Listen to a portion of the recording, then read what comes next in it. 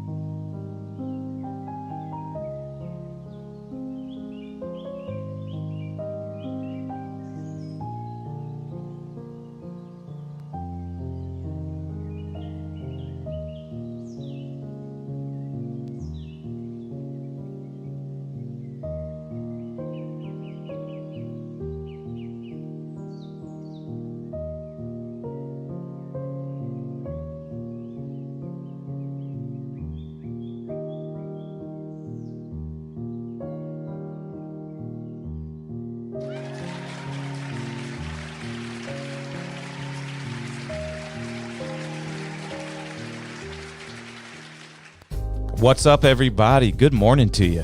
Hey, thanks for tuning in. It's a little show I like to call KP in the Morning. We do this every Thursday at 10 a.m. Grab some coffee. I got an espresso shot I'm going to do a little bit later, so definitely grab some coffee. Turn up with me. This is a nice chill show that we do every Thursday morning, 10 a.m. So hop in the chat. Let's get active. Tim, thanks so much for commenting. Everyone be a little bit more like Tim. Get active in that chat. We have a whole lot to discuss today. Hey, Drake, his Toronto mansion got shot up. Was it a radical Kendrick fan? He's got a security guard down in the hospital, bad condition. Definitely prayers out to him. I mean, this rap beef is going insane. He also had a London restaurant of his get vandalized. That was definitely a radical Kendrick fan. Stick around. We're going to talk about that and a whole lot more on KP in the Morning. Good morning to you guys. Hey, let's get into a little espresso shot. So if you got some coffee, make sure you take a sip with me. It's time for a shot.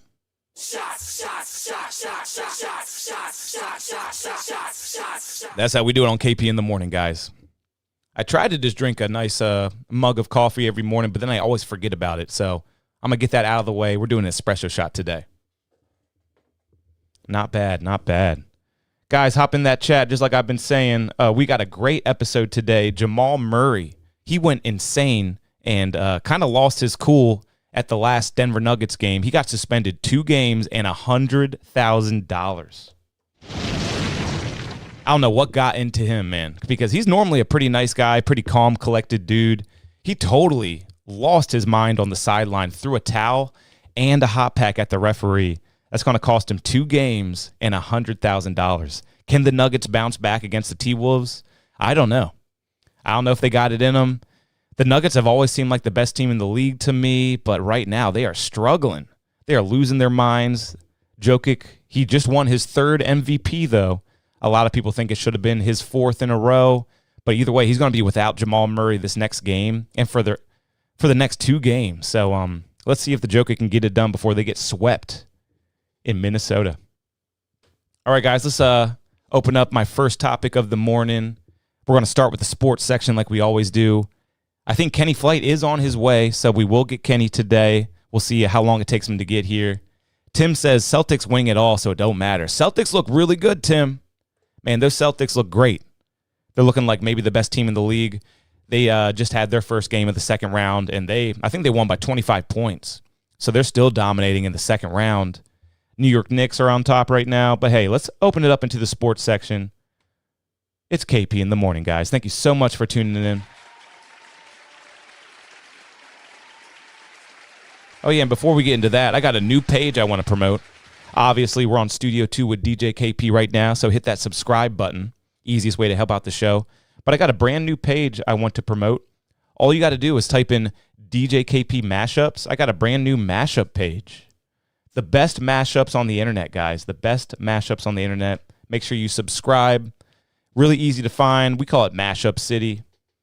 I'm uploading one mashup every single day. I think we're on day 10 or 11. Did drop it like it's chicken fried yesterday. Better Off Alone. Hustling Better Now edit. California Girls versus Unwritten. A whole bunch of off-the-wall mashups. Even did Rich Baby Daddy. Shut Up and Dance with Someone Who Loves You. Some of the greatest mashups on the internet. Make sure you go subscribe and put on a playlist at a house party. It's going to go crazy. I got all my mashups right here. Going to upload one new one every single day. So subscribe, guys. Subscribe. DJ KP Mashups, the official page on YouTube. All right, it's time for the sports section. And we're opening up with Jamal Murray. Man, I really like Jamal Murray, but he kind of lost his mind at the last Denver Nuggets game. Did you all see this? I guess he got mad at the referees, mad at the no calls. Something got him extremely pissed off. But check this out. I think I got the video right here.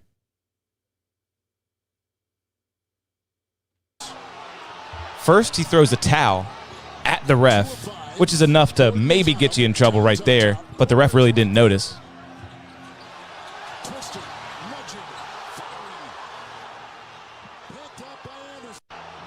And then after that, he throws a hot pack. Look right above that State Farm sign right there. Look at that. That's a whole hot pack, and that's like a big hot pack for like the lower back. So that had some weight to it. And I used to work in physical therapy, so I know exactly what those hot packs feel like. They're heavy and they're hot. They're like full of gel, and you sit them in a vat of really hot water. And like the players, they sit on them so that their lower backs can stay warmed up while they're on the bench. Well, he got so mad, he took that and threw it at the referee, ended up on the court. I mean, a player could have stepped on it, twisted an ankle. Look at that. Ends up all the way on the court under a player of his, too. Even his own team is like, what is going on right here? One of the most uncharacteristic things that has ever happened to the Denver Nuggets this year. And he definitely deserved his fine. He definitely deserved his suspension. I would have suspended him, too. And I'm a big Nuggets fan. I'm a big fan of Jamal Murray. But he deserved a suspension here. One of the most ridiculous things I've ever seen in the playoffs, as far as like player behavior. And it's not like it was some crazy play that deserved anyone to get upset or mad. I don't know what made him so mad. But still, $100,000. He's going to have to pay that fine. And great quote from Tim Legler. He said, he was 3 for 18, so I'm not shocked he missed Mark Davis with the heat pack. Roasted.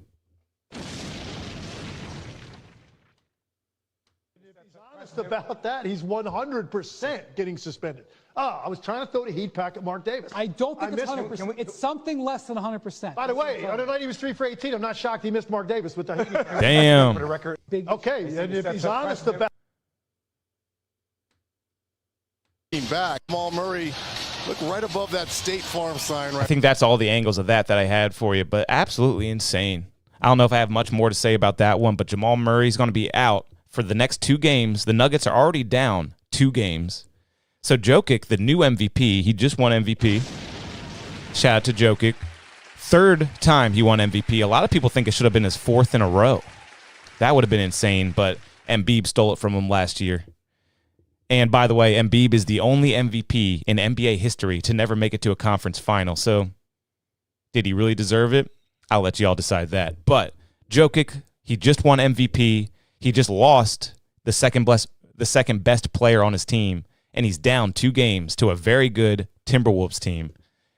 So I'll say this. If Jokic pulls off this series, if Jokic comes back and the Denver Nuggets win this series, he's the greatest of all time.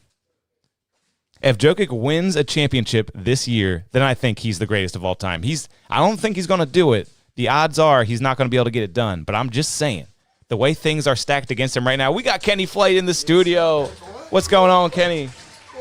Charlie is going to attack you like she does every time she sees you. She just loves you so much. I tell you what, that dog Charlie be loving her some Kenny Flight. It is the truth. It is the truth.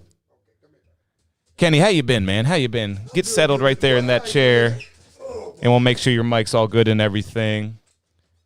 Okay, we're going to turn that up for you. We're going to turn that up for you. All right, how's that sounding for you? Oh, yeah, there we go. There it is. Yep, he's back. The angle's looking good. How's your morning going so far, bro? Doing good. Woke up a little bit late, but hey, I'm somewhat on time. It's all good, man. Whenever you get here is fine. It's always nice. A good jolt of energy in the morning when Kenny comes flying through that door. Hey, so we're talking sports first, like we always do. Getting started with the sports section. How about Jamal Murray losing his mind at the last game? I saw that, but again, like, them boys, they could not get to the line to save their life that game. It seemed like the refs were just calling everything for the Timberwolves to a certain point. Well, I'm talking about the suspension. Did you see what he did to get that $100,000 fine? Yeah, no. Did you see that? He was shooting out his teammates and stuff. It was a whole game. Like I'm talking about the game that where you reacted to. Jamal Murray throwing the heat pack, though. Do you saw that? I missed it. I heard it was a towel. Check this out. So Jamal Murray got so pissed at the game. He's on the bench. I just exited out of all the clips, but here's like a little freeze frame. So he's on the bench right here. Let me make that bigger for you, Kenny. So he's on the bench. You see him, he's got the towel there, right? So he throws a towel first. He's so pissed off, he throws a towel at the referee. Okay. That's not enough for him, though, because the ref doesn't even notice that. Then he takes his hot pack. Like, you know those big lumbar hot packs? Oh, yeah, like the back brace thing. And I mean, they're about 10 pounds, right? And they're wet and hot and they're heavy. And he threw it at the referee, and it actually went on the court. And actually, you see this green circle right here? That's the hot pack that actually got on the court. It went under one of his teammates' feet. Okay, now that makes a lot more sense why he got fined so much. Dude, I was thinking he deserved that fine. Yeah, because at that point, if it's wet, slip, that could hurt people. Okay, that makes a lot more sense because the whole time when I was reading it, I thought it was just a grown man temper tantrum, which it is. It was. Which it is. It was. But and Jamal Murray, he's normally so calm and collected. I like him so much as like his personality. I like his game. He never really loses like that. So I guess that's what happens because like I've always had this strong opinion about Murray. He is probably right now in the 2020 generation. He is the best postseason point guard. Oh yeah, you think so? I mean, he has a big case for that. Oh yeah. Ever since that bubble like duel between him and Mitchell. And then just the last 2-3 years in playoffs, man, he's just been a beast. Okay, here's the video for you. I found the video again. Again, I'm not justifying being. Look at that. It literally goes under one of his teammates' feet. The teammate, even his own teammates are like, what the hell is going on? Why is a hot pack on the court? Look at that. He whips that hot pack onto the court. What a temper tantrum. Yeah, that's really out of character. That's bad. That's one of the worst behavior things I've ever seen in the NBA playoffs. Embiid's the worst. Yeah, the Embiid one was worse. The way he tried to trip that guy when he fell down, that was a bad one too. So he's done for the postseason now because of that injury being retweaked. Mitchell Robinson. Oh, really? Yeah, last night I was watching the Pacers-Knicks game. They just announced right before, because of Embiid pulling it and retweaking that freshly repaired Achilles, last game he just tried to reach up for a block and his ankle went. Yep, and I covered that on an earlier episode of KP in the Morning, but that Embiid foul where Embiid fell down, got so mad, and then grabbed him by the ankles, that was one of the worst. Dude, there's a whole, there's a drill-type beat compilation of him stomping, hitting, doing all this shit to the Knicks. Yeah, and the whole time when Jamal Murray did that, I was like, I got to condemn this, because if Embiid did it, I would, I'd be so pissed. And Jamal did it, someone who normally doesn't do stuff like that. Totally out of character. Jamal got a ring and Embiid don't. Yeah, that's right. I mean, Embiid is the only MVP in NBA history to never make it to a conference final. Do you know that? Yeah, he can't make it out the second round. But Jokic did just win his third MVP. Should have been his fourth in a row, but hey, man, that's still very special. Third MVP for Jokic. It is. Please tell me you saw what Shaq said. Oh, yeah, we'll pull that up later, too. Yeah, because we'll pull that was hilarious, and I kind of agree with him. And we're moving on from the Nuggets, but one more quick thing on the Nuggets. You might have heard me as you're coming into the door. The way things are stacked against the Joker right now, if he somehow pulls off this series and wins another championship this year, I think he's the greatest of all time. All I got to say is 3-1 Cavs and Warriors. 3-1 Cavs and Warriors. Right. Yeah, exactly. It's just that he's down, but he ain't out. That's what I'm saying, because he's only down 2-0 right now. The game 3 is tonight. But think about it. Think about the story right now. He just won his third MVP. He's the reigning champ. He just lost his second best player. He's never even played with an all-star. But the one guy who probably should be an all-star, he just lost. If he comes back in this series and wins it by himself, essentially, without Jamal Murray, I think he makes a case for being the greatest of all time. I don't believe Murray got suspended, though. I thought he only... Two games. They officially announced the games. $100,000 in 2 games. So the next 2 games, Joker has to do it alone. Oh, Coach Malone, all them boys were dogging his ass. Yeah, dude. I still can't believe it. I could talk about it all episode probably. Jamal Murray, what the hell, man? So for all my gamblers out there, go ahead, hit that over for Aaron Gordon. Seriously, right? Or Christian Braun or someone's going to play big. Somebody out of those guys is going to step up like crazy. I'm always so used to seeing Bruce Brown, but Bruce Brown's he's on the Raptors. Well, hey, your Knicks are still doing great, buddy. Let's pull up this great clip from the Knicks game. Did you see this? Fuck you, Reggie. Dude. I think one of the funniest players in the league has to be Josh Hart, and he proved why yet again. Just something about his personality, something about his sense of humor. So the whole crowd is chanting, F you, Reggie Miller. And he leans over as if he doesn't know. He makes that team's life hell. I just love that, man. He really is funny. I think they're saying fuck you. Yeah, the broadcast team in the back's like, what the fuck did he just say? Right. Yeah, and that made it on probably live on the air too. Oh my, yeah, no, that's a golden sports moment right there. And of course, Reggie's like, thanks, I had no idea. Dude, we need to study that man's cardio. Yeah. Like, he averages 48 minutes a game. Really? Well, that's good for him, man. He's a great player that any team would love to have on.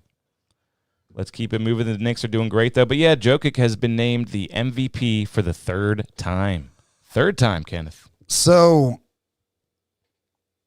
I'm kind of convinced no matter what Luka does, no matter what SGA does, at rebounding factor at the end of the day that Jokic can get over those two. And again, it's only by like 3 to 4 digit numbers. Mm-hmm. It's still that crippling factor. And also, ideally, he's one of the best playmakers in the league. Dude, that's non-guard. He is the best playmaking non-guard player in the league. I think he just he has the most assists for a center ever.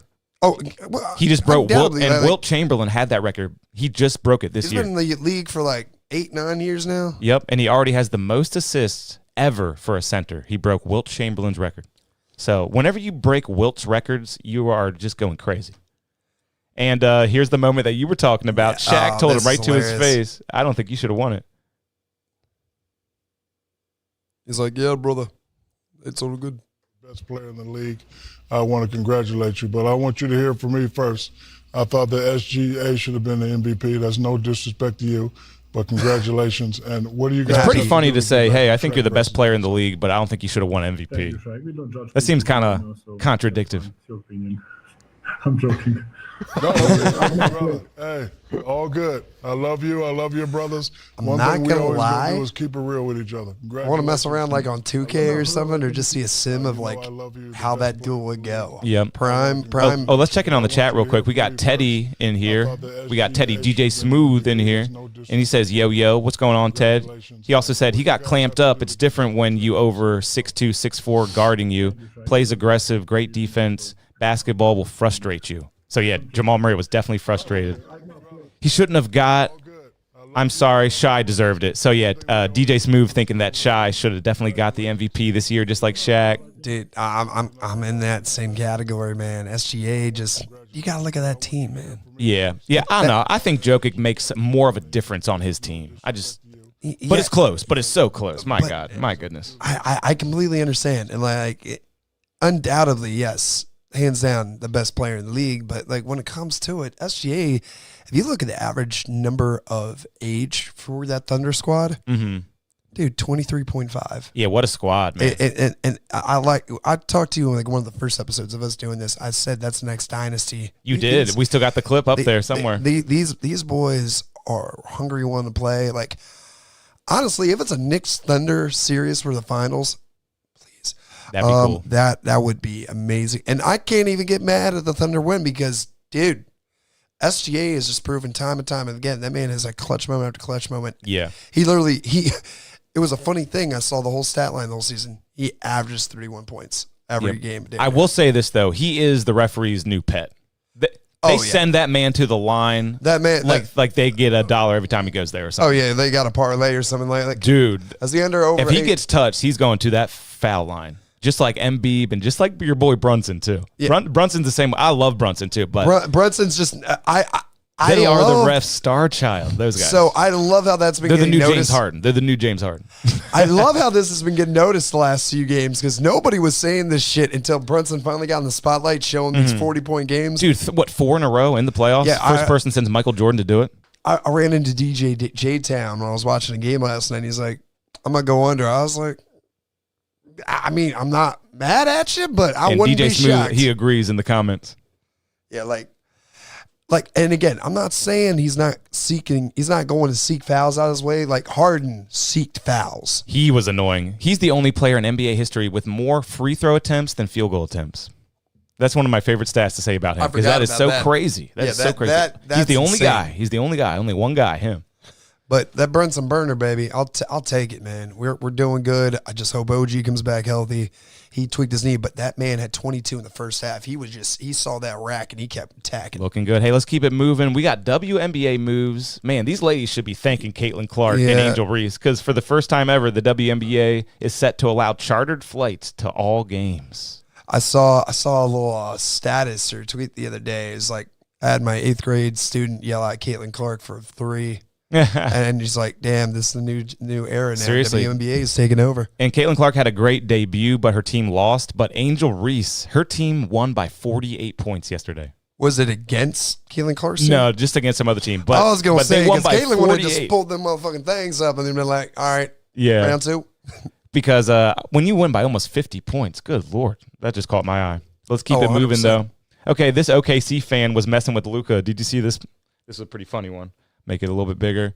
So the ball went into the stands, right? And Luka's like, all right, give me the ball. And the fan just doesn't give it to him, and it's pretty funny. Somehow maintained it and then tossed it out of bounds. May have gotten the body language. Really, dude. You're just like I'm no momentum. All right. That's good. That's a real fan right there. Only for the home team. Only for the home team. I don't know, but Luka though. I might have to get the ball to Luka. On top of like studying wild players like post-season performances, we gotta acknowledge that man Kyrie. He's the best, man. I love him, dude. the best ball handler of all time. Pause. Yeah. And just and he's one of the most clutch players of all time. Here's a stat I just learned: he is 17-0 in playoff elimination games in his career. Oh yeah, best ever. That man.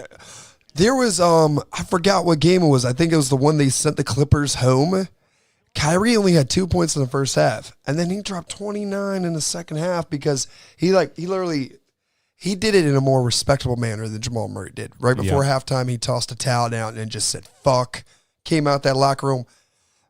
That man did a fadeaway, like corner three going out of bounds over two defenders and made that son of a bitch. And I was like, what is this man on?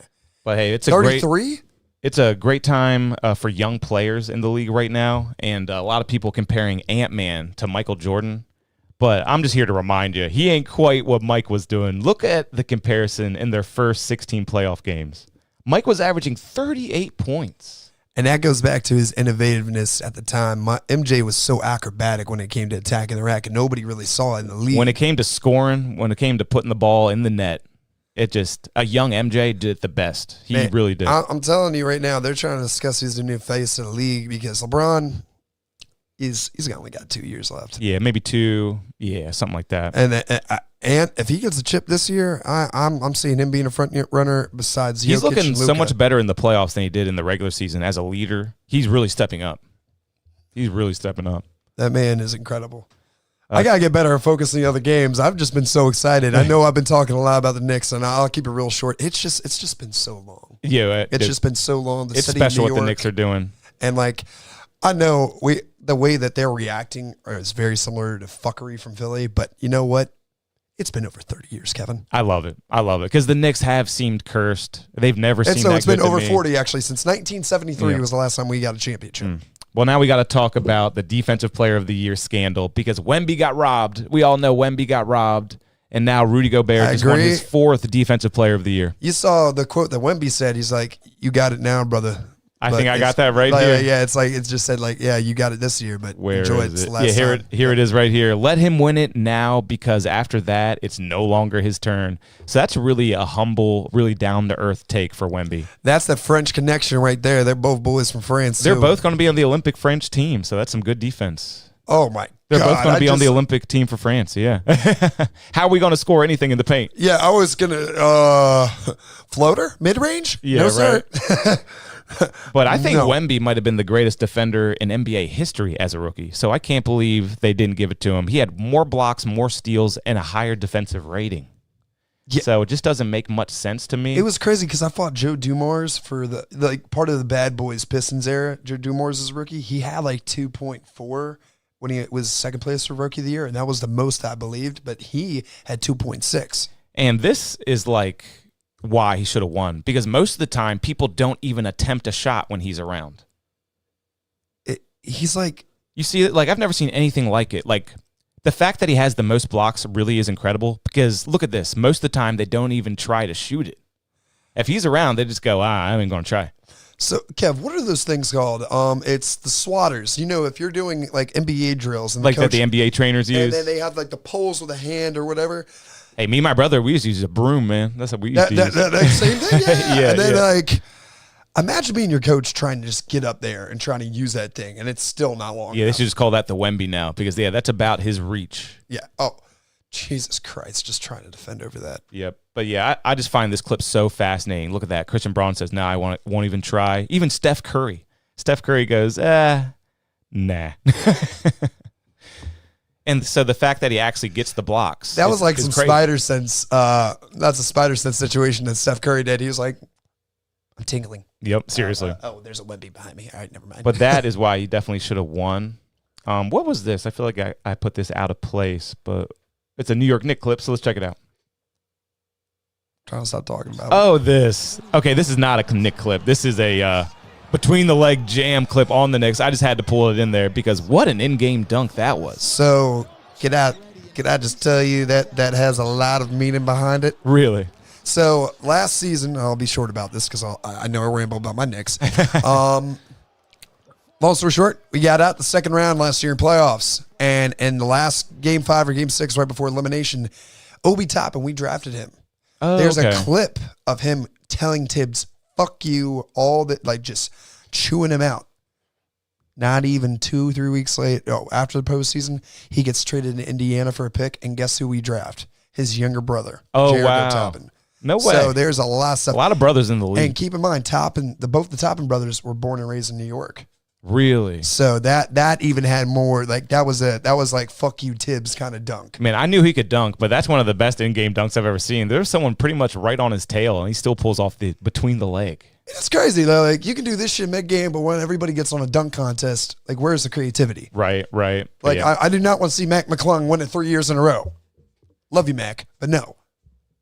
Oh, that can't be something I pulled up. Nah, what is that? Yeah, we talked about Wemby. I just realized that'd be like boom, Greg setting like some like standard record, telling us coach fuck off, and then you just get drafted. Right. Yeah. It's just like that. Well, I don't know what to do, bro. It's a job. Seriously. Well, hey, I always like clips like this because a lot of people don't realize that European basketball is a way bigger deal. To the fans than USA basketball. Check out this clip.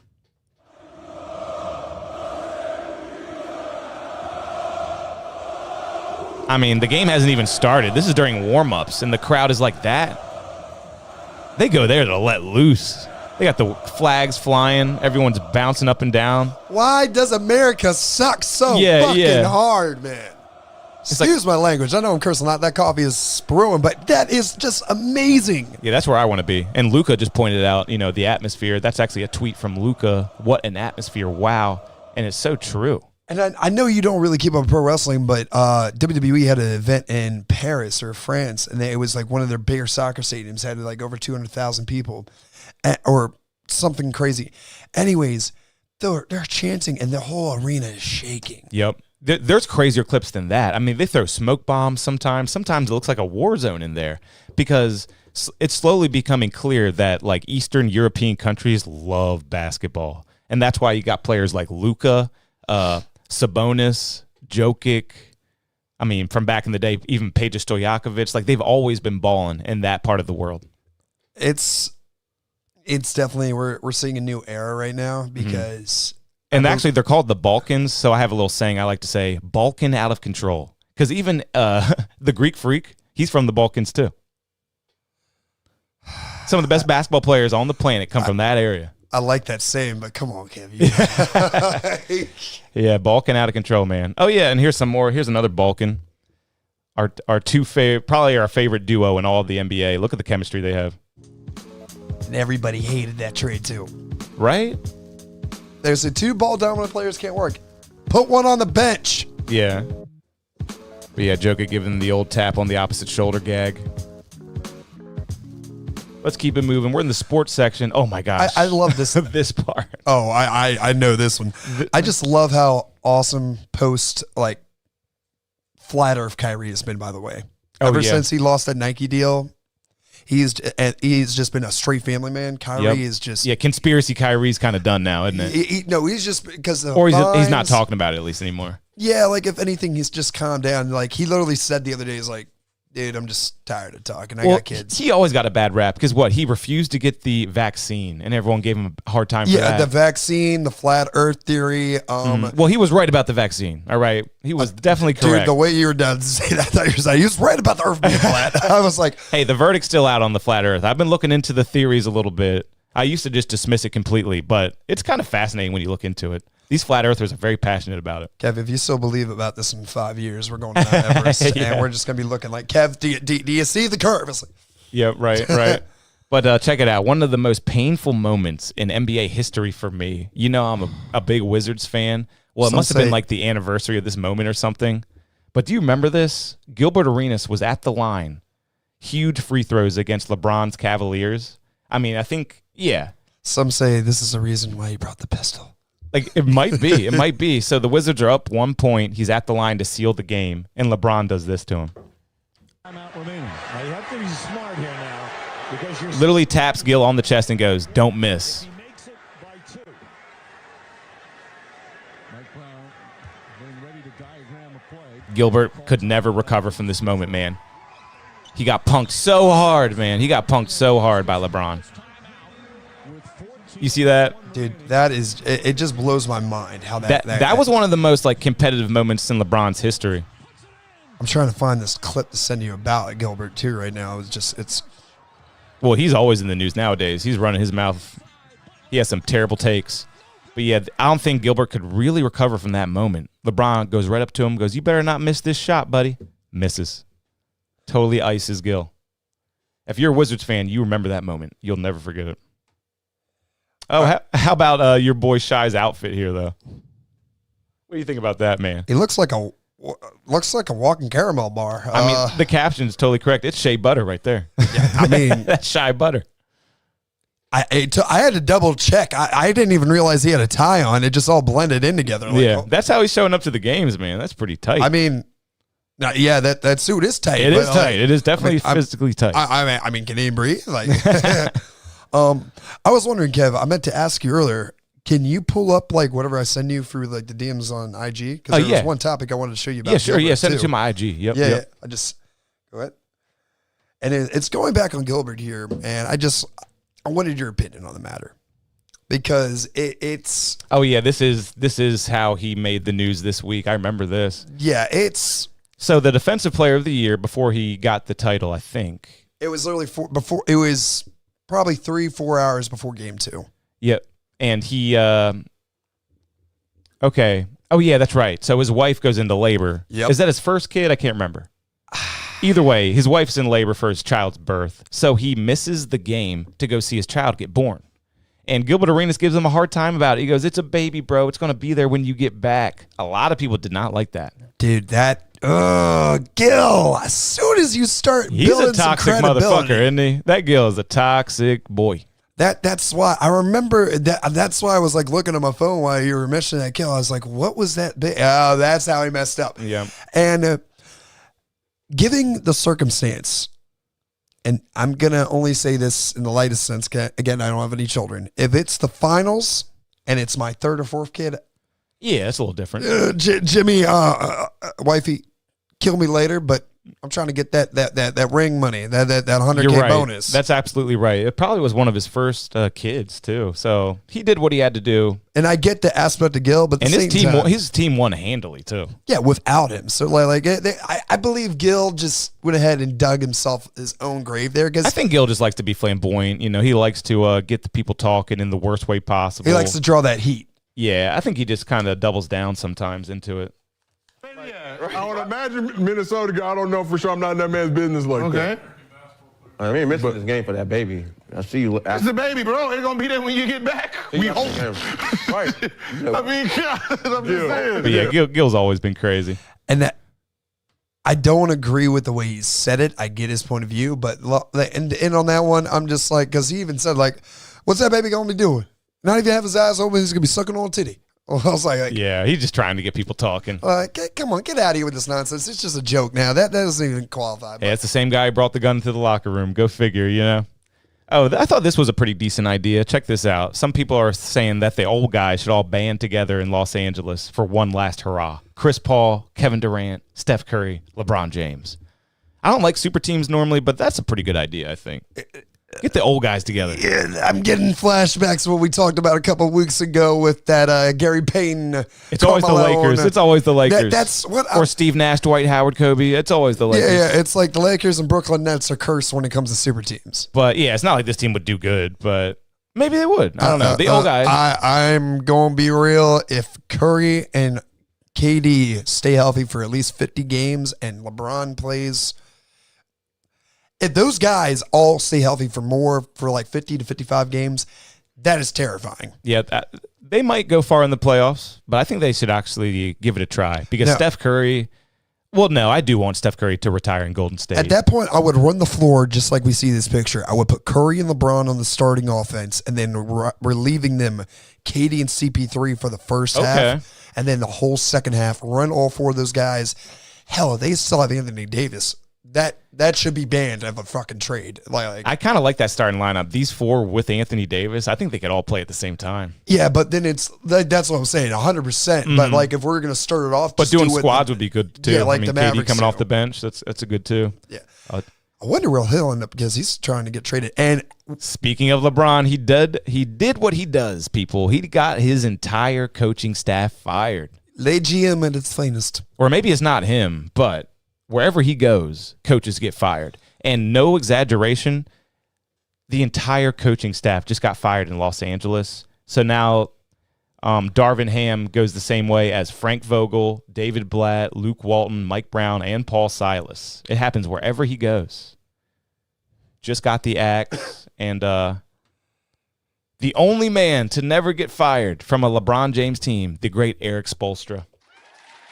A lot of people think he's the best coach in the league. Oh, that's right. T. Lue did get fired that one time, but he came back. Yep. Yeah. So 8-1 out of 9 head coaches, Eric Spoelstra is the only LeBron coach to not get fired. Spoelstra is a bad man. The fact that his story, like he used to be part of the NBA like TV executive like producer crew, like he was in the truck working on the cameras. Yeah, he did everything he could as a young man to get close to the game, it seemed like. And then just one day, coach had the flu.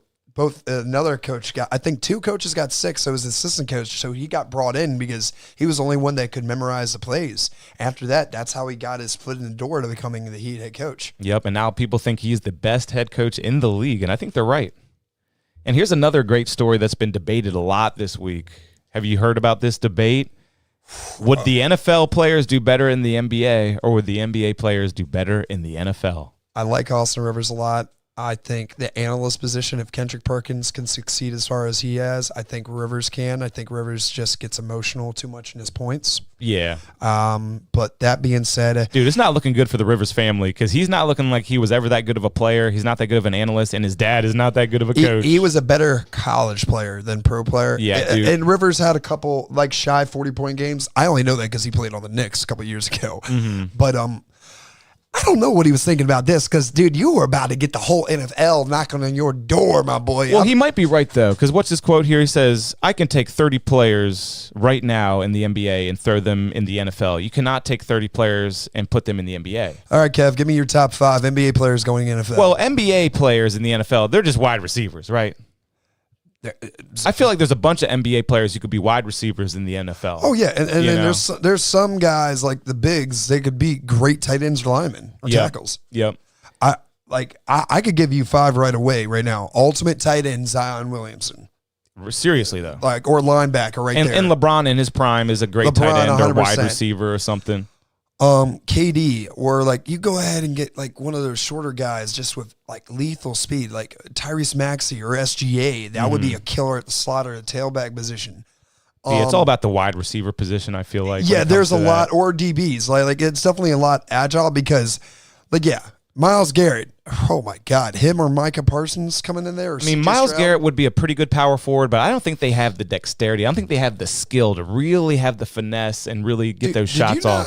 Myles Garrett, even on the celebrity game, and again, I know it's a celebrity game, he had a 49-inch vert, bro. He jumped past Myles Garrett. Dude, that's wild. He swatted. He's like 325 of pure muscle. Dude, he's one of the most jacked dudes in the whole league. He swatted that shit. His arm was that part above the rim. Because they're physically gifted, but basketball's about skill. You know what I mean? Because the basketball players, they have the physical gifts and the skill. And I just don't think the NFL's skill is going to translate to the NBA. I think it'd be easier for the NBA to go to the NFL, but only in certain positions like wide receiver. You're not going to put them on the line. Oh, yeah. Or Shaq. Oh, my God. That man would have been a hell of a defensive tackle. Yeah. Or a tight end, 7-foot tight end that's 400 pounds. I'd like to see that. Just speaking from both sides too, I think basketball is just struggle with the play memorization because football is a very big IQ game, and a lot of people don't establish that too.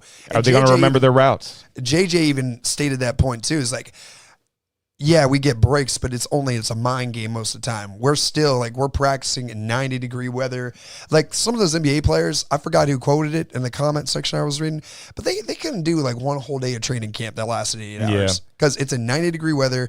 You're just straight getting beat up the whole time. Yep. Yeah. The NBA would not like that because they are. Yeah, that ain't the 90s. They're whining for fouls and stuff in the NBA. It's a different culture. But speaking of not running your routes, did you see the roast of Tom Brady? I've been trying to hold off. I've been just Dude, so busy. I think it's the best roast of all time. It was an amazing program. Definitely go watch the roast of Tom Brady. But Gronk, he had a lot to say. I didn't see Gronk. I saw the one clip. Who is it? Ross, the one who always hosts all the roast. Jeff Ross. Jeff Ross said something about his ex-wife, and then and then he was saying some more stuff. It was getting real when Brady went up. It's like, yep. Shut the fuck up. That's right. Like he did that. I was like, yo. Yeah, definitely go watch the roast of Tom Brady. It was a lot of fun. But there was this one moment. I mean, everybody's clowning Gronk for never running his routes properly. And then Gronk finally gets up to the podium. He's like, yeah, I never ran my routes properly. But it'd be like, shit, Gronk, touchdown. It was always like, Gronk, where? Oh, touchdown. You know what I mean? So apparently Gronk never did run the right routes, but always worked out great. I just thought that was a great moment. Let's keep it moving. We're pretty much out of the sports section. And then we have a very, very special segment coming up, Kenny. We have a special guest who's going to be zooming into us from Belgium. We have a DJ, one of my guys, DJ Danny Lopez from Belgium, is going to be connecting with us in about 15 minutes from Belgium. So I'm going to be interviewing him. I was going to say, that sounds dope. And that name sounds familiar. And actually, he just commented, Backstage Radio right there. Salute from Europe, fam. Bars, collectors, turn up. He's got a new song he wants us to review, and we're going to get into that in about 10 or 15 minutes. Sounds fantastic. Also, it's dropping tonight at midnight, but iHeartRadio had an exclusive. I was listening to it on the way. The song of the summer. Oh, that's right. That comes out on the 10th, and it's the 9th, right? Yeah, it comes out at midnight tonight. Dude, I mean, Song of the Summer. I need some help. I called it back in March. It's Morgan Wallen and Post Malone, and what's it called officially again? I need some help. I need some help. That's going to be the Song of the Summer. You heard it here. I cannot wait to play that song on the radio. Dude, it's such a catchy song. I love that song, man. I only got the 1 minute clip so far, but I love how May is just the absolute month of summertime bangers. I was like, that was Charlie, I guess. What are you doing, Charlie? I was like, she wants to go outside and play. Not yet, Charlie. $1 Million Baby by the new guy. I've been liking that one. Ooh, that's my favorite song. That is my favorite song, dude. It's just, I don't even get why it's categorized as rap or hip hop. That's just like a wavy pop song almost. It's just like the way it, I don't even know how to describe it. Like if it's a phaser effect or what. And just so people know what we're talking about, this is the EDM remix of it right now tonight because before anyone else does. Oh, you get me excited. Yeah. I was about to say, because I got that new toy, and if I can't figure it out, I was going to let you just go and borrow it for the night before. Oh, my God. Yeah, he's got a new DJ board. Can't wait to see that thing, man. Built-in stems, so it doesn't kill your computer. That's awesome. I love the stems feature on the Serato boards. But, hey, we're still in the sports section. I got one more clip in the sports section. Then we're going to start the music section, and that'll be a great way to segue into the Danny Lopez interview. All right, so in 1982, man, I love this clip. I just found this week. In 1982, they had, 4 of the top athletes in the world race each other. Wayne Gretzky, Pele, Sugar Ray Leonard, and Bjorn Borg. What? And guess who won, man? If it's Wayne Gretzky, that's going to be... It's Wayne. It's Wayne. What? He smokes him. It's not even close. I mean, Pele is a soccer player. Bjorn Borg is like... do you remember what Bjorn Borg does? What's Bjorn Borg? What's his whole deal? Because that was a big name back in the 70s. Bjorn Borg. Oh, tennis. Okay. Oh, a tennis player. That makes sense. I was going to say some wild stuff like rugby. Yeah, he's not playing rugby, actually. Well, they were the top athletes on the planet at this time. So they had a nice, friendly, competitive race. And Wayne Gretzky really might be the GOAT. Because he smokes everybody. Well, he was the only one who had a proper takeoff, too. That was seriously crazy. I would have thought Pele would have won as a soccer player. You know, they're always pretty quick. Tennis players are pretty quick, too.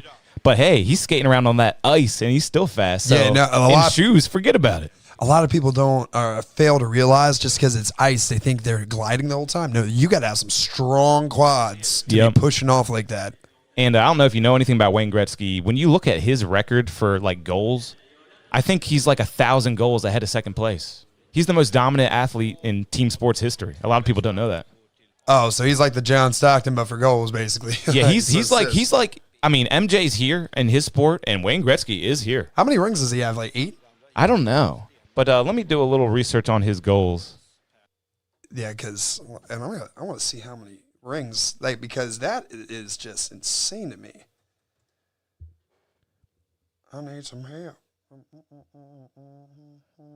Okay, here's Wayne Gretzky's top 10 most unbreakable. So he had 50 goals in 39 games one time. What? He had a 51-game point scoring streak. He scored 3 consecutive 200-point seasons. He has 1,000 more goals than the runner-up. And they don't score that many goals. So I'm just here to tell you. We all say so-and-so's the MJ of his sport. We should be saying the Wayne Gretzky because he is so much higher above than everybody else in that sport of hockey. Yeah, like I'm like reading it right now, and it is just insane. Oh, I think your mic might have disconnected. Push on that cord a little bit. It's always wonky. Totally not your fault. 1, 2. Yeah, unplug it. And now plug it back in. Yeah, I might have to get a new mic. It keeps doing that. 1, 2. There 1, 2. we go. There. It might be just a wire. Yeah, maybe. But yeah, we're out of the sports section, everybody. Can't talk about Wayne Gretzky anymore. And let's get into the music section. That's the go right there, baby. Mm-hmm.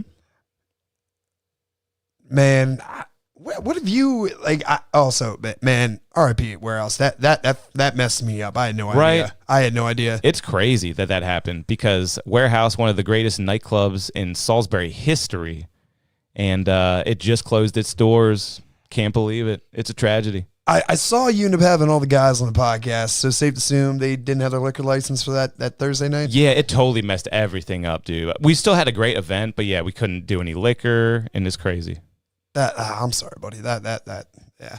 But hey, new beginnings. That's what I say. Exactly. That's like what whoever I say. buys that spot next, just be reassured that you and all the good old boys in TCO are going to be back in there. Yeah, I'm thinking about buying it, but it's never going to happen. But maybe I do want my own spot. I think I'd be a great venue owner in this town. Nobody's really quite doing it right, and I kind of want to do it right. Yeah. Yeah, like you got the connections, you got the people. Like, what would it hurt? What's like just shooting your shot? Yeah, right. Well, hey, guys, we're into the music section now. Thank you so much for tuning in to KP in the Morning. Big news locally. Have you heard about this? Nope. Check this out, dude. Salisbury University officials propose plans for $100 million performing arts center downtown. I heard something slight about this. I went to a ballet recital this past weekend for family, and they were mentioning about taking donations for that to happen. So I didn't know it was getting in the works as big as that. Yeah. But that's awesome, actually. And you know what? More power to it. And all I see is that BBL Drizzy. Have you done anything? Have you rapped on that beat yet? It's a hot beat right now, that BBL Drizzy beat by Metro Boomin. Man, I haven't done that in a while. I've been retired, kid. Yeah, I haven't rapped in a while, have you? Just been DJing. I'm doing more singing now than rapping. That's right. Well, go look up Kenny Flight either way. Go look it up. Yeah. And I think we got our special guest connecting right now. Oh, here we go. Let's see if he has any trouble getting onto the Zoom app. We'll give him a couple minutes. I love how cool technology is nowadays. The fact that we could do that live stream, like a podcast, and just call him in. Hey, I got my hands full. I think I hear him. Yeah, we'll get into the Danny Lopez. What's up? Do we have you live right now? What do, brother?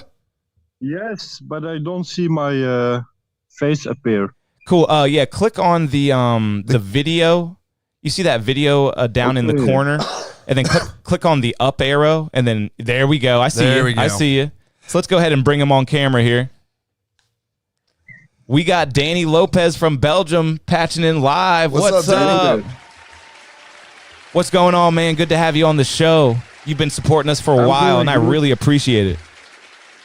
I'm doing good. I also sent the link to a colleague, so maybe some dude will pop in also. Hey, that's totally fine. That sounds awesome. We're here live with my boy Kenny Flight right now. What it do, Danny? How's it going, brother? And that's Danny Salute Lopez from Belgium. Hey, man. What's up, buddy? Yes, I am like Kevin, a radio host doing indie hip hop. But yeah, today I'm here for Bars Collectors. Yeah, he's got a nice group called Bars Collective. Production team. Oh man, that's awesome. We are the Europe production team. Yeah, and he actually sent us a new single that they're promoting right now, And I'm going to go to my email and get that ready for you too, bro, because I definitely want to hear that single and show it off to our listeners right now. That's incredible. Yeah, so we even got it on Snowgoon's promotion. Oh, awesome. So everybody can find it on the vlogs and magazines. If you Google Bars Collectors. Yeah, we do everything in-house from the covers to the beats to the stamps from the artists. We get it done. And oh, I meant to ask you, Danny, out in Belgium, what's probably your number one music out there? Like, because, America's mainly, country or the hip-hop scene. What's out there in Belgium? Belgium is very underground. Boom bap hip-hop, a lot. Like Onyx performing a lot in Europe, Germany, Belgium, Netherlands. And, the mainstream artists, we get a lot. And if you really want independent music, we have to look for it on the internet. It's like how I look for my music on the radio show. I go edit directly to the artists and I try to get the music to play. All right, that's dope. Because I'm always intrigued about what countries are what's their number one genre or their fascination in music too. Because you can just go to Spain and they love the reggaeton, or they just go up into something different altogether. So that was a good question, Kenny, because I found it fascinating. So you say boom bap rap is one of the top genres in Belgium right now? That caught me off guard a little bit. They love the boom bap over there. Our own hip hop culture is very big also. Mm-hmm. So Europe is on top of the hip hop, bro. Very cool. So the song that you sent us, physicals all sell out here. What can you tell us about the song that you sent us? Because I'm going to play it here in a little bit. The song will directly represent what we do. We try to make authentic, great bangers again with great collabs. And we are 4 producers that combined our talents and networks to get it done. This track is done with Black Poet from Long Island, New York. Oh, cool. With Dirty D. Dirty D is a Belgium artist. All right. So there will be 16 bars in the Netherlands, in the Vlaamse language in it. And after him, it's Veteran I, and Veteran I is from Los Angeles, Amsterdam. Last time I checked, yeah. Very cool. And we try to make boom bap hip hop with artists from the USA, but combine them with artists from Europe. Man, that sounds fascinating. Well, we're about to play it right now. I like that. Just trying to unite enjoy nations it. on that. If I can give a good advice, if you really want to get a party hyped up or go to the gym and get yourself hyped up, this is the track you gotta save on your Spotify. Sounds like a solid 128 BPM. So, hey, Kenny's probably going to the gym right after this, so you got yourself a good turn-up track for the gym. This is the track we'll get to hype you up. Well, this song is called You Ain't Built Like That, and it's got Black Poet, Dirty D, and Veteran I. Let's check it out right now live on the show. All the way from Belgium, everybody. Let's check out this song. Let us know what you think of it. Belgium, Germany, Netherlands.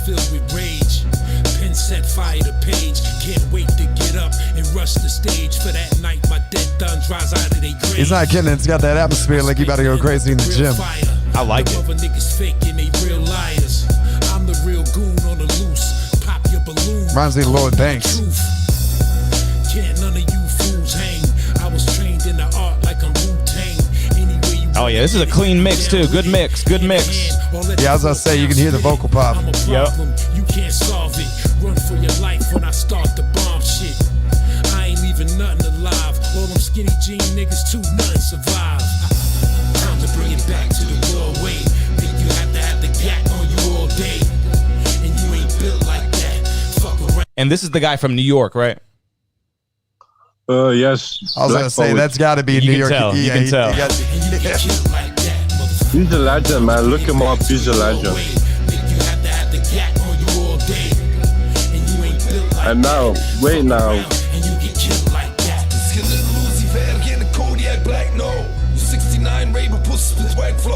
Vertel de blok, dikke boom, bepis black, yo. Like Tupac on death row, dirty and black, bro. We komen grimy, spit the lines like in the 90s. And this is Dirty D, right? Yeah, bro. It's the Belgian rapper. All right, so this is the Belgian rap right here. He's going in. He's going in. He's going all out. I need to learn a second language, man. Yep. I got you. Yeah, what language is this? Is this Dutch? Vlaams. Nee, Vlaams. Okay, not familiar. Dutch is from the Netherlands. Okay, great. Okay, that makes sense.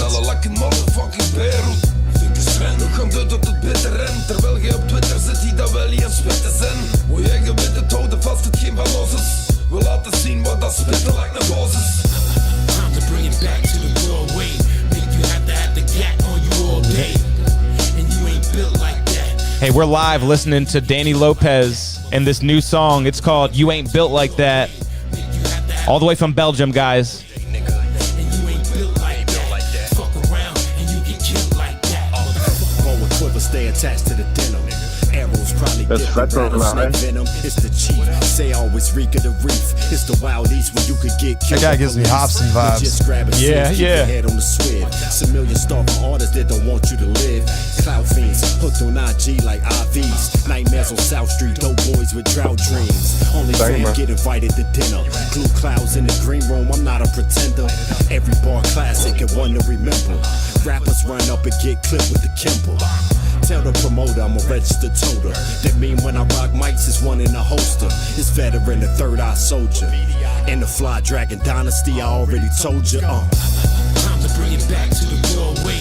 Make you have to have the gat on you all day. Oh yeah, I like that. That's some nice stuff right there. That's Danny Lopez hooking us up with some great new music from Black Poet, Dirty D, and also Veteran I. It's called You Ain't Built Like That. I could tell somebody listened to Slaughterhouse a lot before they made this one. That just straight up gave me like Detroit vibes, and like I also absolutely love it. Like when, like what you're doing here, I love that. Like bringing in like other countries to collaborate together. Because anytime I hear people like Central C or Drax or like anybody that's like from the UK European style and they blend in with the United Kingdom kind of hip hop with American, or just what you guys did with the Belgium, that was very intriguing. I got that. They liked my attention, everything. Yeah, because we are as a collaboration is the core of what we do. Because I am from Belgium. The cover is done by R2C2. My dude is from the Netherlands. Beat is done by BDI Beats from Germany. Wow. And we have Dirty Dishes as a mixer and a mastering. So we are like three countries combined. We combine our networks and we have all our speciality. So like I said, R2C2 did the cover. You got that email. He made it also. And he's great at it. And then BDI Beats make the beats with Dirty Dishes. I get it. Yeah, man, the whole thing. I think we lost him. Oh no, did we lose him? Danny, we might have lost you. I don't know. No, that thing froze. I was just about to say that's like United Nations, but instead that's UNN, United and Nasty. Because that's exactly what that man's trying to cultivate. Oh, okay, you still are. There he is. Hey, we did not lose him. Yeah. No, your video froze, brother. We were trying to connect back to you. Yeah. There we go. But yeah, Danny, I mean, that sounded so good in my headphones. I can tell whoever's doing the audio over there, they're mixing it very well. The production is very well. The rapper's performance is very well. I mean, that's high quality hip hop coming out of the Belgium area right now. That's pretty awesome. Yeah, that was crisp. That was clear. Like, whoa. And hey, he's passed in live from Belgium, so I think we're having some technical difficulties because I can't hear him anymore. But yeah, we got the video, but now the audio. Seems like it's like they're all looking up the artists, getting the verses. Like if I get a beat from BDI Beats, it's my responsibility to think of what am I going to do with it, which artist, and then I go look for the artist and make sure the stamps get in. And then like R2C2 in the Netherlands, we have all different tracks. We have Netherlands tracks, like the next one that's coming out next month is Vlaams and Netherlands Dutch track. And R2C2 put this one together, and there was a nice one coming out as the second single soon. Nice. And I'm pulling up the artwork German right now. From Australia, Omerta, on the run. Oh, that's awesome. And how can we look up your music on YouTube to make it a little bit easier for the fans here in America to find you guys? Just You Ain't Built Like That, Bars Collectors. This is our first single. We did 2 years of production. This is our first track that we did. Bars Collective. And now we are ready to release music every month. And it's called Bars Collectors. Is that what it's called? Yeah, and the track is You Ain't Built Like That. With a Z, yeah. Bars with a Z and Collectors with a Z. Okay, yep, I found it, guys. It's easy to find. So right here on YouTube, guys. Right here on YouTube. And even if you Google, you get all the magazine covers we're in. And they call it a hit single. So it sounds like one. And for us, it's one. So hey, I think you got a hit too. I think you got a hit single right here. It's the very first single from Bars Collective out of Belgium. It's a very international project going on right now. And make sure you run up this new single. It's called You Ain't Built Like That. And I'm liking it. I'm definitely going to play it on Monday on the show Monday night when we go live Monday night. I'll definitely be playing it for our special guest. We'll get another review for you, bro. Thanks. Yeah, no, that was dope, Yeah, brother. I also really love your freestyles, bro. Oh, yeah, yeah. Hopefully we'll have another hot artist in the studio this Monday night for another great freestyle. But Danny Lopez, we're going to let you go, man. But thank you so much for patching in with us. On the Boom Bap artist. Oh, say that again? Thank you. Oh, wait. I think you said he could hook you up with a boom bap. The Boom Bap artist, huh? Oh, yeah. If you can hook us up with a boom bap artist out of Belgium, that would be amazing. Definitely would be interested in that, man. That would be cool, too. Like having like a world broadcasted freestyle like right there live. Like I'm all about that. That's intriguing. And before you go, bro, is there anything else you can tell our fans how they can find you? Anything else you want to tell our fans before we let you go? Just Bars Collectors. All Bars with a Z, Collectors with a Z. You Ain't Built Like That is the first single that represents what we do, just the style of music. But don't be you will be surprised of the different tracks we have. Nothing is the same. And remember, from now every month the 3rd, you have to remember every 3rd of the month is a single. And maybe a biggest surprise on Christmas. Oh, wow. So every 3rd of the month, they got a new single dropping, and on Christmas, a big surprise. They're really doing it legit over there at the Bars Collective. Bars Collectors. Yeah, we did 2 years of productions, and now we have a whole catalog ready to release. Oh, that's awesome. Cool, man. Well, we're definitely going to do this again.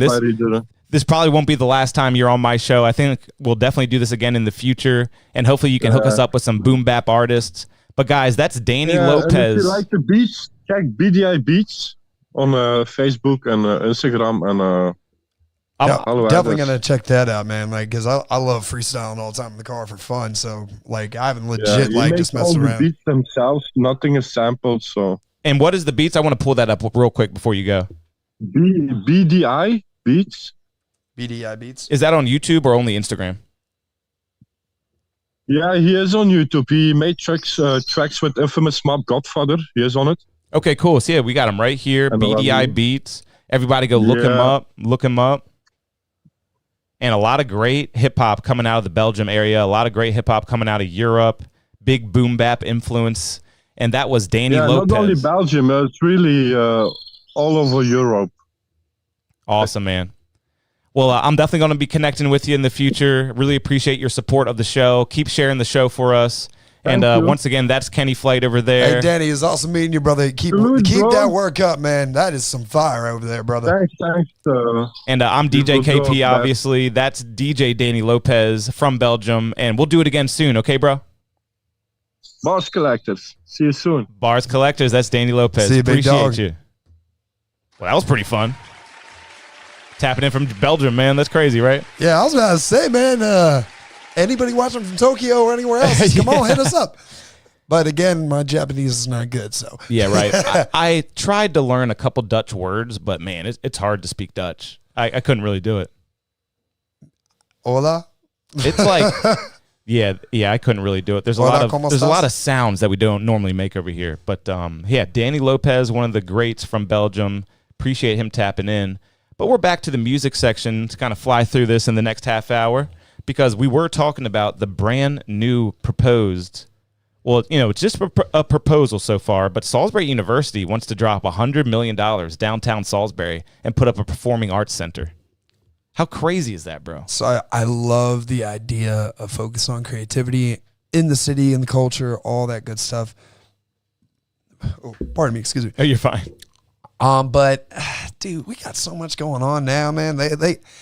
We have that big old building, the Ross, and it's still not even fully rented out. There's like a lot of unspoken, halfway started projects that go on with downtown, and downtown's been cultivated a lot more recently, like with all the shops popping up and stuff, and it's blooming up to be something special. But what I'm trying to say is, let's finish some of the stuff that we've been starting before we misdirect money into other things. Man, a lot of people are saying the same thing you just said. I can't believe it. I feel like everyone is so damn negative in this town. Like, this is amazing. No, this is amazing. Exactly. Yeah. I'm loving the positive outcome. It's just... You get where I'm coming from, though. It's just like if you start like but 8 things. To be honest, finish though, a couple of 8 things. like look at these comments, and this is typical Salisbury. Oh BS. yeah, it's like you always ask for something, and as soon as that something comes up, they act two-faced or just like ungrateful about it. So I jumped in the comment section because I knew it would. You didn't get chewed out by like everybody like the skating. No, incident, no, right? but maybe a lot of support so far. My first comment was that sounds awesome because I figured everyone would be saying that because it is awesome. Yeah, without a doubt. And then I put, here come the chronic complainers of Salisbury to let us know why nothing is ever the correct decision. Because that's how it always feels. Like, look at these comments. You can't find one positive comment on this shit. It's wild to me. Why does everyone always complain in this city? Oh, there's one. This is amazing. But, like, literally, it's hard to find support. It's hard to find support for this. I hope it takes off and everything's great. It just, like, a lot of people that were commenting, it just seems that there's no, like, true direction of, like, where we're going. And that's all I meant by that, too. It's just, like, what I'm saying is, like, you have a couple projects, finish what you're starting up. That way you have a clear idea, and then you could put full force behind that. Since you have that kind of budget riding behind it. And a lot of people are just so uneducated with it. Like this one comment, stupid, you give my tax money to me, I can do better investment with it. Yeah, I was like, if you can't even spell correctly, you just get the hell out of here with that. First of all, the wording sounds pretty uneducated, but the essence of what he's trying to say, first of all, it's not tax money. SU is just paying for it. And also, like, SU can't do what they want with their money. They can't spend $100 million for us. Yeah, it's not the city. That's a whole another kind of bracket. And also, like I'm just surprised people don't have autocorrect. Yeah, exactly, right. And then the next comment explains why they torpedoed the world-class and unique award museum. Nobody torpedoed the museum. It just got a leak, and nobody wants to pay for it. Do you want to pay for it? Go ahead and pay for it. I get the love for waterfowl around here, but I can't. Right. Last time I was in that building was DJing a wedding, and I had no idea they even had weddings in there. Local government needs more transparency. This didn't just happen overnight. Well, they're letting you know right now, and it's just a proposal. Like, everyone is so negative on this post. How about residential treatment facility to help our children? Dude, it's a performing arts center. You pay for the treatment facility for the children. I don't know. Ridiculous as always. Maybe they can park in Pittsville and take a shuttle bus. Because everyone always wants to pretend there's no parking downtown. We have a huge parking garage. It's huge. And it's going to be right next to the Performing Arts Center because it's going to be at the old library. I really don't like people. Like, it amazes me that everyone in this town can be so negative about SU dropping $100 million and giving us something nice. You know? Am I wrong on that? I mean, it could lead up it could just lead up a change of environment. Like everybody, like it goes back kind of on that skateboarding topic. You get mad for kids going outside, but you complain about them being on their phones all day. Yeah, right. And then you have a way for them to outsource their creativity, like with this potential student center, and then you're just going to go like, oh no, they could just do something else at the time. It's it's like that. You can't have your cake and eat it too. Mm-hmm. And that's what just a lot of people, like, nobody's going to be happy at the end of the day. Like, I'm just looking for a positive comment, and like there just is none. And I'm just wondering why the culture of Salisbury is so ungrateful, and like they always want to show you how smart they are and how nothing is ever the correct decision. $100 million performing arts center. We're probably going to get some big acts there, and a lot of people coming into this town, spending money in the economy. I think it's going to be a great idea. Yeah, like I said earlier, I am 100% backboning where you're coming from on that too, and it's just.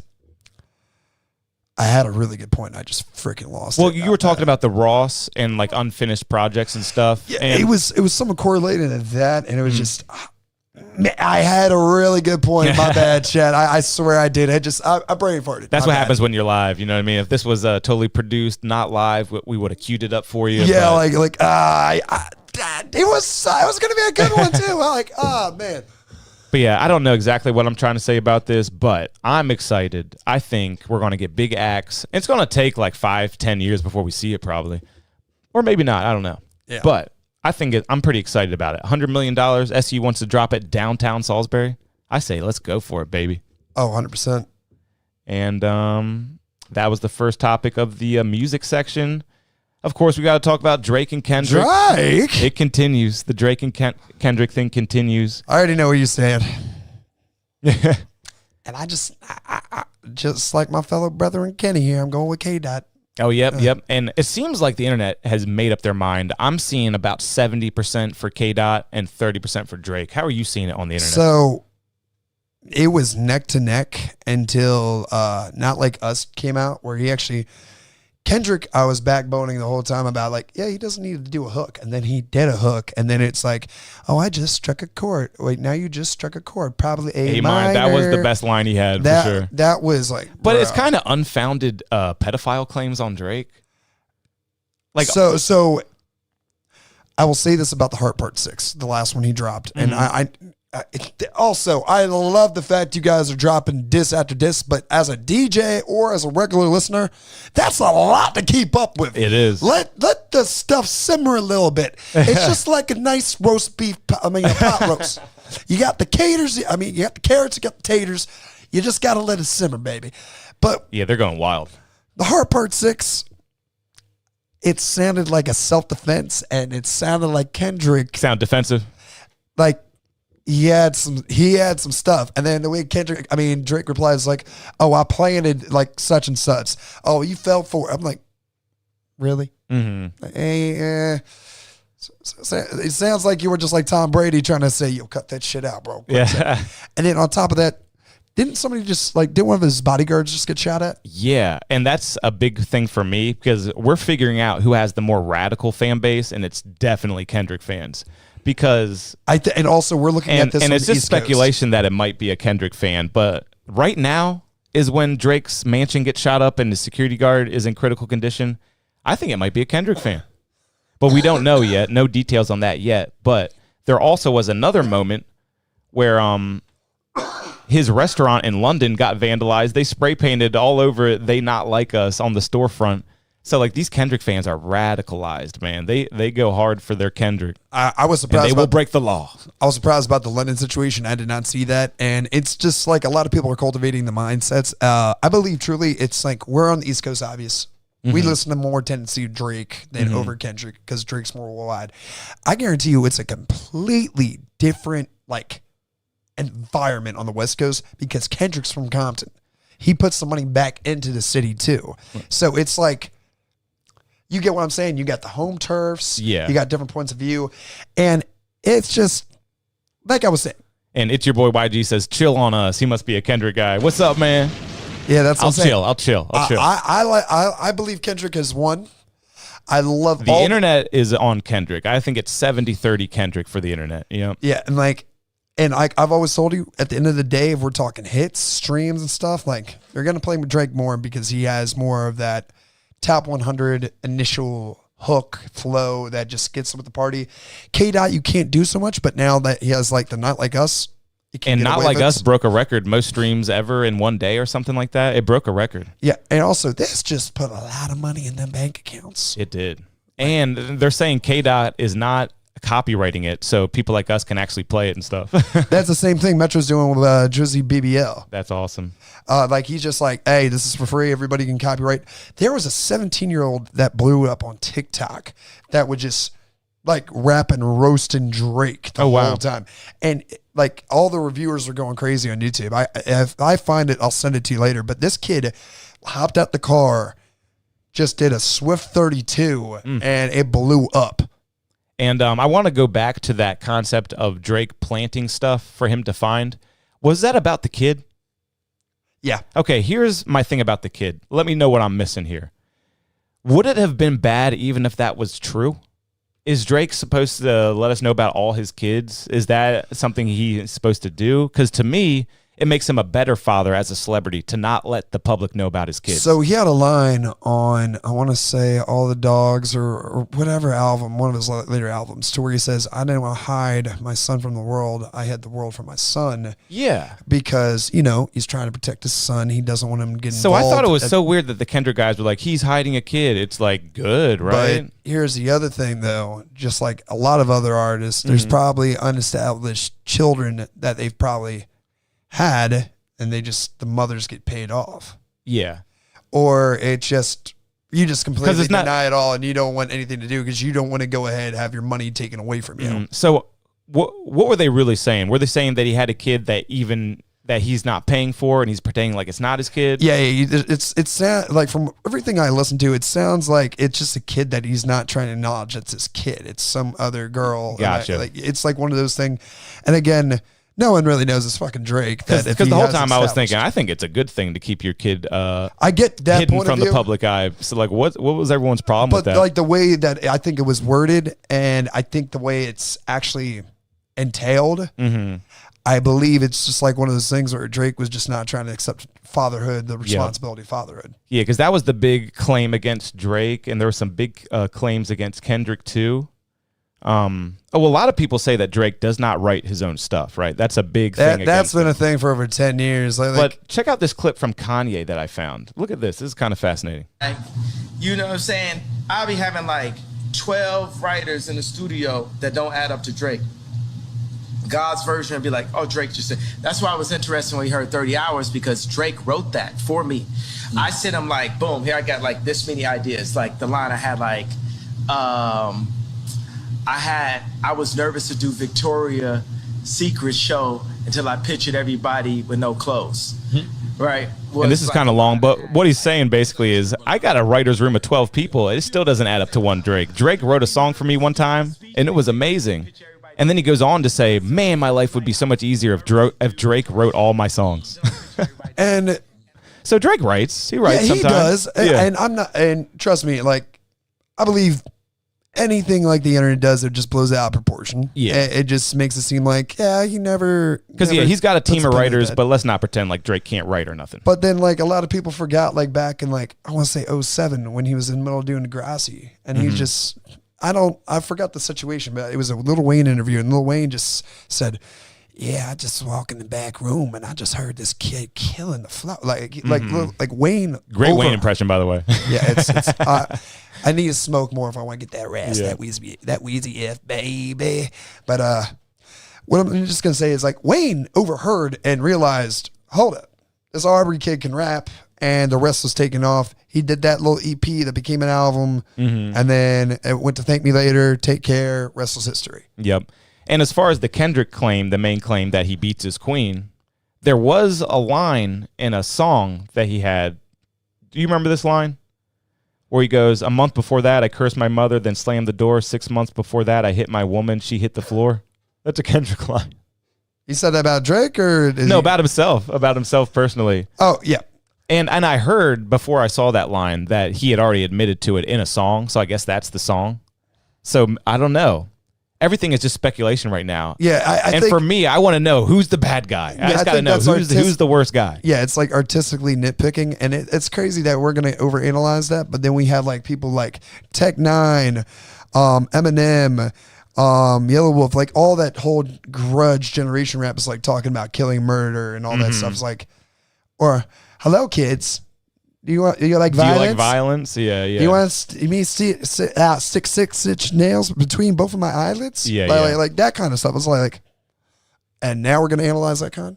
Yeah, seriously, right. You're picking up what I'm putting down? Yeah, there's a lot of bad things to look into in hip-hop. Yeah, you can't like overly artistically look at it, like, or everything's going to be a court case like Young Thug. And Young Thug's, we're probably never seeing him again.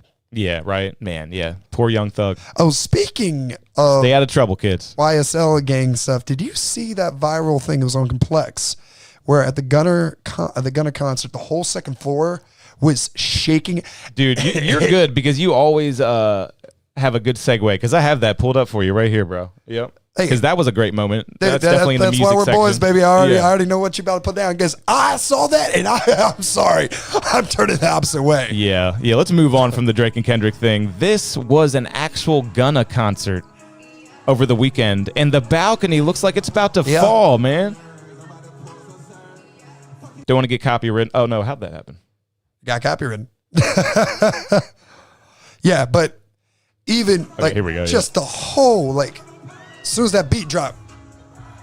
Yeah, look at the balcony, people. Absolutely about to fall.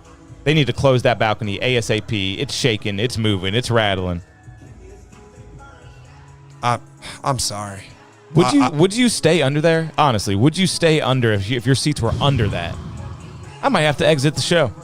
I don't care. If I'm seeing that, I am barging as close to the stage as possible to get out of debris or out of people. Yeah, because people are turned around looking at it. It's not like no one has noticed. People are turned around like, what the fuck is going on? You know, the fire marshal was looking at that like, I'm about to make me some money. And what venue is this? Looks like a classic venue. That balcony looks like it's looks from like something in Nashville, New York, something like a bigger time city.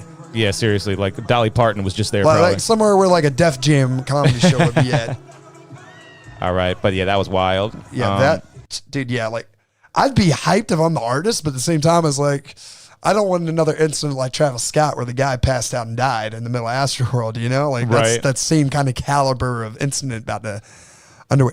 I still haven't listened to that song. Yeah, we were talking about $1 Million Baby a little bit earlier, so I wanted to pull up the top 10, the top 40 here. 2 and 3 I love. I need to listen to Fortnite. That whole Taylor Swift, everybody said about the Dead Poets. I haven't listened to any of the new Taylor either, and it was very fascinating. For the first time ever, Taylor had the entire top 10. When that album came out, she had the entire top 10 on the top 10 on the top 40. That is the high school female population at its finest. Yep, and I kind of like the top 10 right now. I haven't heard Fortnite. Same deal as you. I just haven't heard that yet. No one's really asked me to play it either. But $1 Million Baby by Tommy Richmond is definitely my favorite song right now. That's a banger. I've been looking at the charts. I've been seeing it been there for like almost the last week or two, and I finally listened to it 5 days. And literally, that's the last thing I was listening to on the way here. Yeah, I listen to it every day. It has that unique flow to where, again, I don't understand. I was telling you, I don't understand why it's categorized as hip hop or rap, but it just has that stellar kind of funk, go baby. It's got that falsetto too. I love the falsetto delivery. In the voice. You know who would go crazy on that? Anderson .Paak on a little remix. His raspiness would go crazy on that. But yeah, I love that song, and also a bar song, "Tipsy" by Shabuzi. Great song. Oh my God. I've been opening up with that one. And there's already line dances in the bars. I love how fast people come up with that kind of stuff. It's so fun to me because it just gets the whole crowd worked up. Me and Jack Daniels got history. Like that. Oh my God. And it's funny to me because after the whole Beyonce fake backlash, everyone wants to pretend country music is not accepting her. Well, they're accepting this guy because the song is awesome. You know what I mean? They love this guy, this black country artist named Shabuzi. He's got a song called A Bar Song, and everyone loves it. It's amazing. I actually started listening to more of his other stuff, and he has that nice little crossover of where it's kind of Post Malone stylish to where it's definitely a TikTok vibe where he can mix. He's an artist. He can do different styles. Because it's almost like a cover of the Jaquan song Tipsy. You know, he's like 1 to the 3 to the 4. Everybody drunk out on the dance floor. It's pretty awesome, man. Yeah, no, and that's oh my good Lord. Yeah. I love that song. Shot of whiskey. And also Espresso by Sabrina Carpenter. I'd be playing that on the radio. That's a good song. I gotta listen to that one too. It really is good. Yeah, I'm ready for Shabuzi's whole country album though. I think that's going to be up there. And just going back on that real quick, I think just because Beyonce's been established as an R&B soul singer. Yeah. And when you're going into a new reign like that, especially with her voice, her style, a lot of people are going to be discouraged with him being a newer face. Yeah. And just coming in with that kind of I want to say hip hop almost. It is. And and it's just awesome. And the Beyonce song is pretty good. But it's no Shabuzi. It's no Shabuzi, though. And last video for the music section right here. This is just a good old-fashioned throwback. DJ Khaled at EDC. Have you ever seen this? Oh, I think I had. Yeah. This is really funny, bro. DJ Khaled, a classic DJ Khaled moment. Oh, that was 7 years ago. Wow. Well, he's in California at EDC, and he won't get off the stage. So he's like asking the DJ, oh, well, just check it out. They're trying to cut my shit. They're trying to cut me off. We don't want you. We want you. But this is California. Dude. This was so funny, man. Even the DJ, he outstayed his time slot. And even the DJ has to tell you, get off the stage. Nobody wants you. And then he goes, oh, I know what to do. I'll play California by Tupac. And then people just start booing. Classic DJ Khaled moment. If you've never seen it before, I'm glad I could bring it to you. And what was it when Snapchat and social media was popping off? Like, he was the king of the world. When he thought he could do no wrong. When stories got introduced to Snapchat, that man was on top of everything. And like, you awesome. You perfect. You know, Oh, yeah, I remember that. Like him going out with those ad-lib one-liners. Like, he was on top of the world, and then it just got burnt out after 3 months. Yep. And now, like, he's still a fantastic producer, but like as like a little pop culture icon, it got burnt out real quick. Seriously. Hey, he's always funny. He's always entertaining. And now we're into the random section, and we're going to fly through this, and then KP in the morning will be over. So make sure you share the live. Let's end strong, people. Let's end strong. Just like that coffee. That's right. Oh, great clip. Great clip. First thing in the random section. Did you see this on Dana White's social media? So he's just chilling in New York and notices a FedEx worker doing his job. And check this out. He puts him on blast. Oh, he's probably tearing them packages up. FedEx. We'll get your shit there, but we'll fuck it up. This guy is just tossing FedEx packages into the truck, and Dana White puts him on blast. That makes me so nervous because I just ordered like $1,000-something board. Oh, you're right. And I'm just like, bro. And like I was telling you, like I did everything possible on Google for an hour last night and could not figure out how it worked. And I'm like, I swear, if it's because of a delivery shit, right. I'm gonna be pissed. And a lot of people in the comments are like, damn, Dana White's trying to get this dude fired. He should be fired. You know what I mean? Come on. I want to know how many of those packages got to take care. Yeah. Or fragile. I use FedEx. I don't want this shit happening. Or at the UPS. Yeah, when you're in the warehouses, they don't give a shit unless it's like double, triple taped up with fragile and all that. But I like this clip because enabling culture is gone too far. You got to call people out when they're doing their job this bad. They got to go. You got to get them fired. You got to make that a sample too. Right. FedEx, we'll get you there, but we're going to fuck it up. Yeah. And then boom, boom, boom. Put anything before the drop. That'd be a dope sample, Kevin. It would. What else I got in this? Oh my gosh. Be safe when you're at the beach this summer because anything could happen. That's a shark.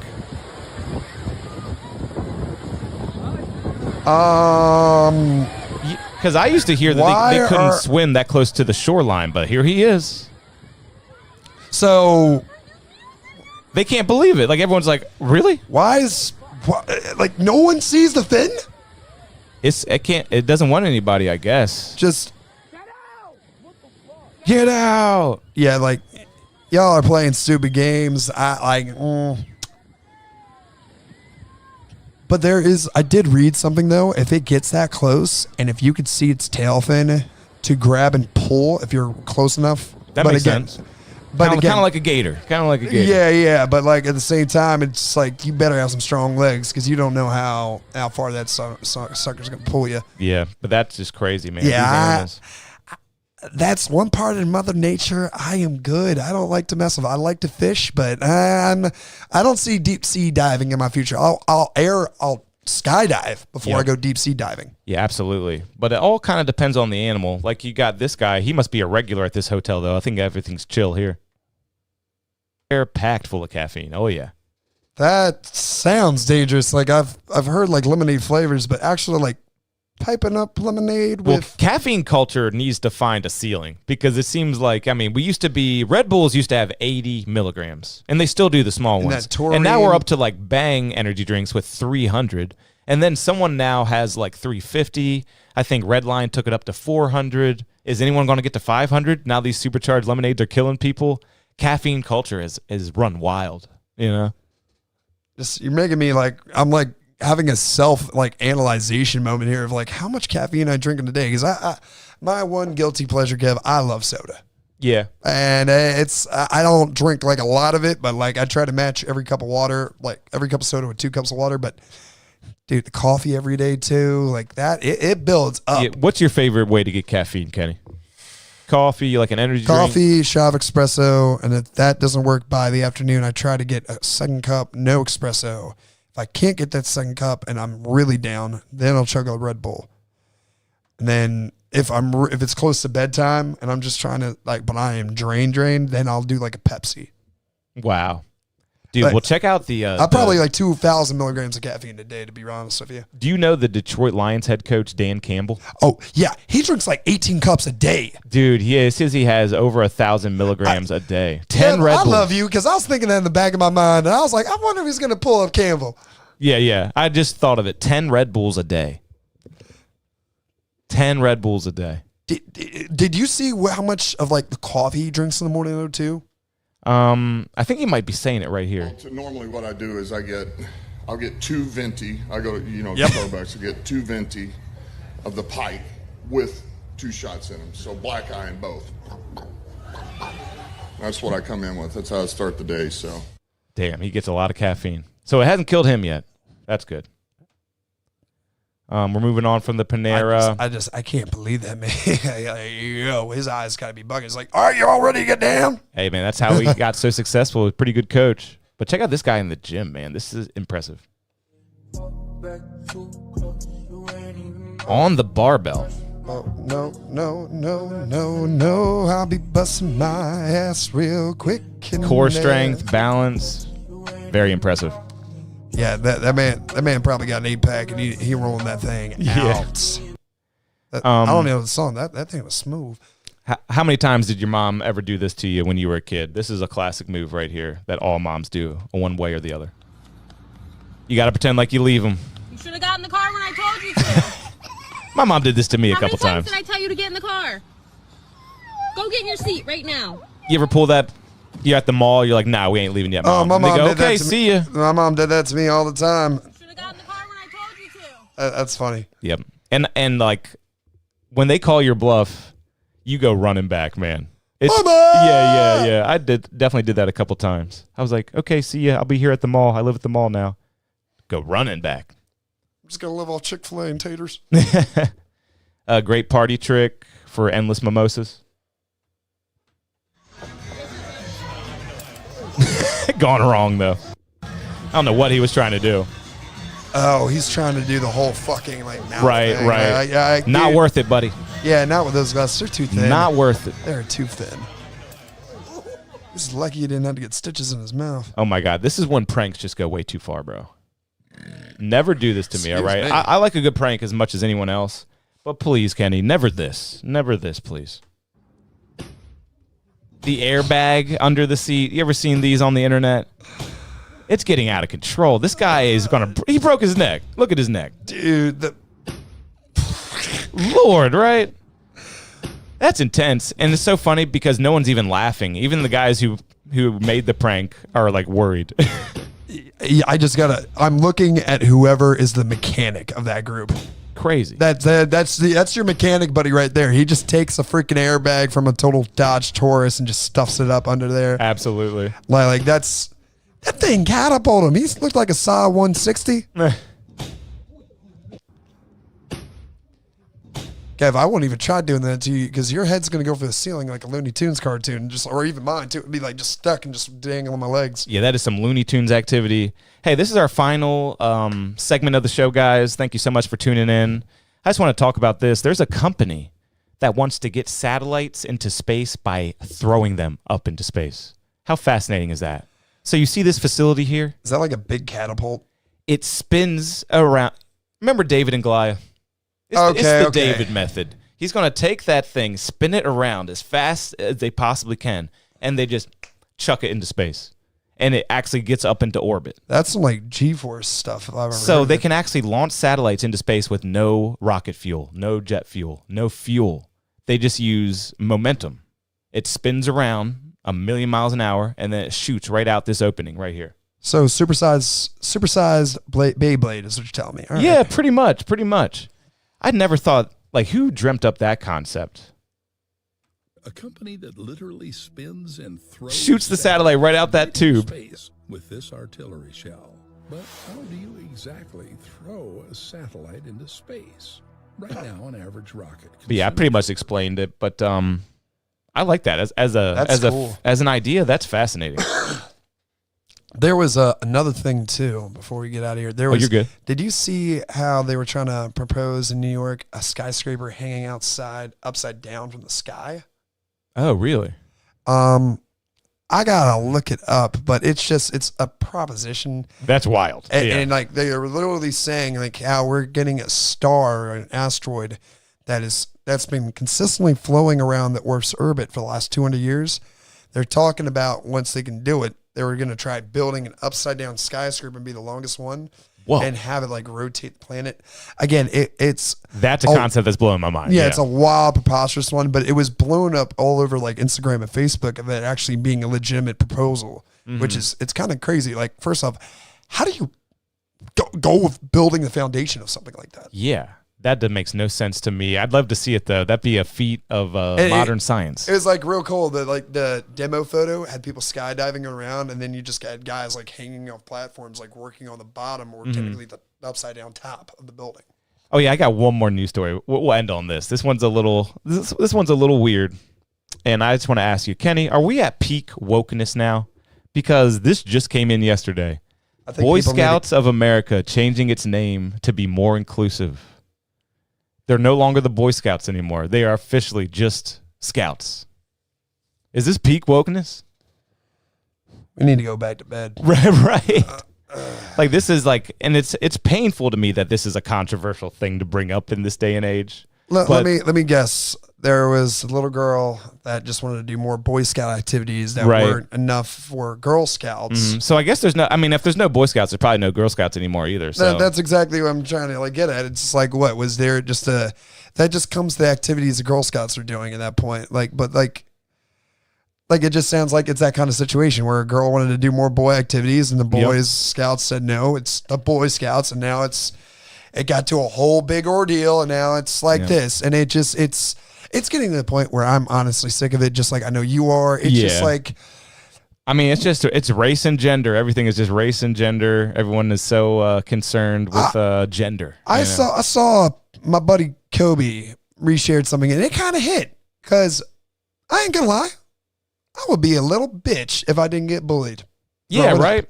Right. And like I can comfortably say, to a reasonable extent, not physically, just a little bullying, because I do not want to see like some 8-year-old boy wearing fucking kitty ears and doing fucking weird shit like that. I was just talking about that with my wife. Like, all bullying really did is make you think twice about being really weird.